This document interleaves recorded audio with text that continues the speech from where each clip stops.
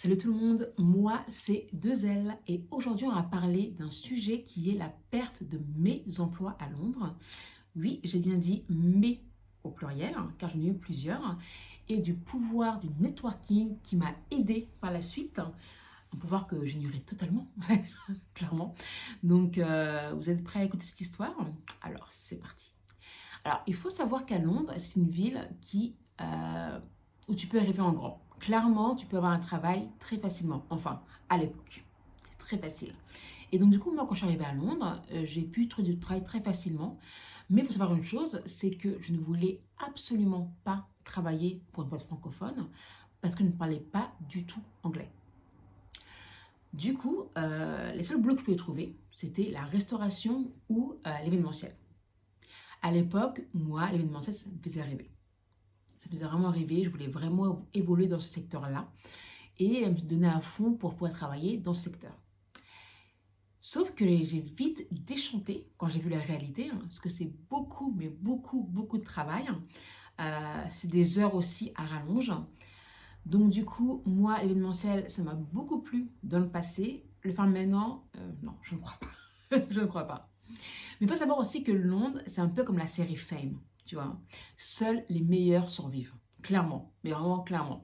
Il faut savoir qu'ici, la plupart des gens parlent minimum deux langues, on fait des études prestigieuses, ou on se fait des trucs en plus qui les rend inoubliables.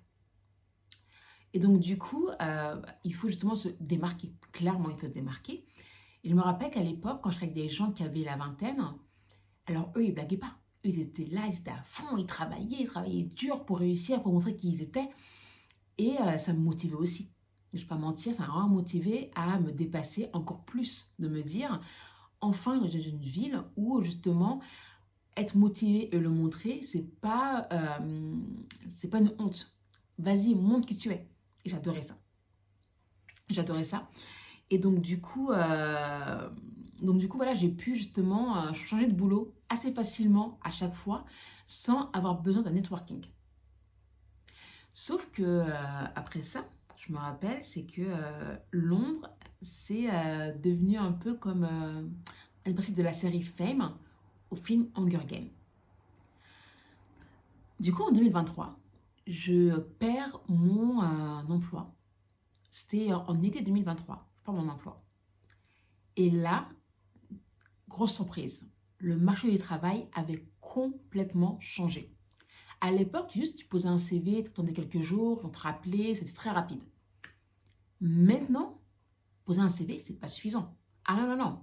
Maintenant, il faut un branding, il te faut un réseau, il te faut un LinkedIn digne d'un influenceur. Mais complètement. Le problème, c'est que moi, mon branding inexistant, mon réseau, je connaissais personne, et mon LinkedIn était aussi vide qu'un frigo à la fin du mois. Donc clairement, je partais vraiment d'en bas. Et donc du coup, bon, là j'avais du temps. J'avais clairement du temps. Je me suis dit, je vais me créer un réseau parce que j'ai du temps. Et j'ai commencé à aller à les soirées networking. Ce qu'il faut savoir ici à Londres, c'est que beaucoup d'entreprises ouvrent leurs portes pour justement avoir plus de diversité dans leur compagnie. Du coup, j'ai pu aller dans des soirées d'événements, que ce soit avec Bloomberg, que ce soit avec BBC ou même Google. Pas mal, non? Et je me rappelle, je me disais, mais là, j'ai vraiment adoré. J'aurais jamais cru aller dans leur bureau un jour.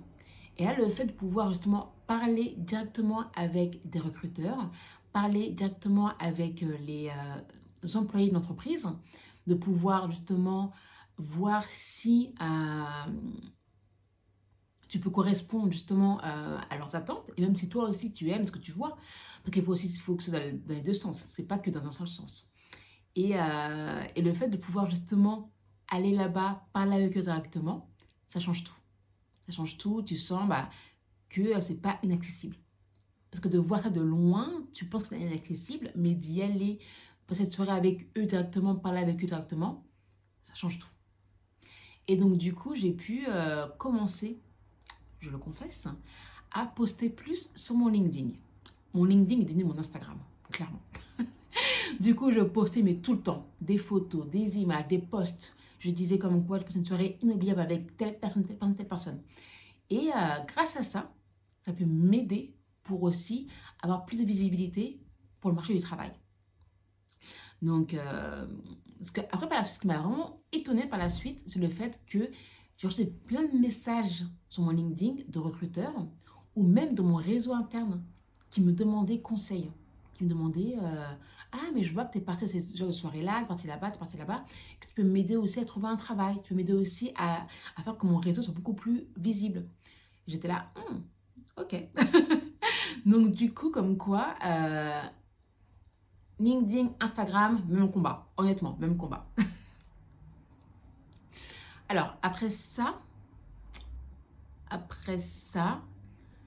je pensais naïvement, honnêtement, je pensais naïvement que après une soirée que j'ai pu effectuer, que j'allais trouver un travail directement comme ça. Je me suis dit, allez, c'est bon, j'ai eu un bon feeling avec cette personne-là, il a vu que j'étais, du coup, je peux avoir un travail le lendemain. Spoiler alert, non. Non, non, non, non, non. Donc, du coup, j'ai appris la patience. Ça, c'est quelque chose que j'ai dû réapprendre, que j'ai dans le passé, mais je pense que, comme en fait, tout allait très vite quand je suis arrivée à Londres, j'avais oublié la patience. Et du coup, le fait que après toutes ces soirées networking, rien ne se passait, je me disais, mais en fait, pourquoi? Il se passe quoi? Mais j'ai appris ça, que vraiment être patient, prendre son temps et tout vient à point. Donc voilà quoi, j'ai appris le networking, c'est du long terme. C'est un marathon, c'est pas une course, donc il faut prendre son temps, mais ça marche. Ça marche, ça marche, ça marche. Donc leçon de vie que j'ai pu justement apprendre, c'est transformer mes galères en opportunités. Donc comme je disais, en 2023, j'ai perdu mon emploi et ça a été mais vraiment, vraiment très très dur pour moi. Mais ça m'a aussi obligée à sortir de ma zone de confort. Ça m'a aussi obligée à comprendre que un réseau, c'est important. Avoir un très bon CV, c'est très important. Mais avoir un réseau qui peut justement t'aider euh, à te recommander pour un travail, c'est encore mieux. Donc honnêtement, je conseille à tout le monde de se créer un réseau, c'est vraiment important. J'aurais jamais cru ça au passé, mais maintenant, actuellement, c'est vraiment important de pouvoir justement évoluer.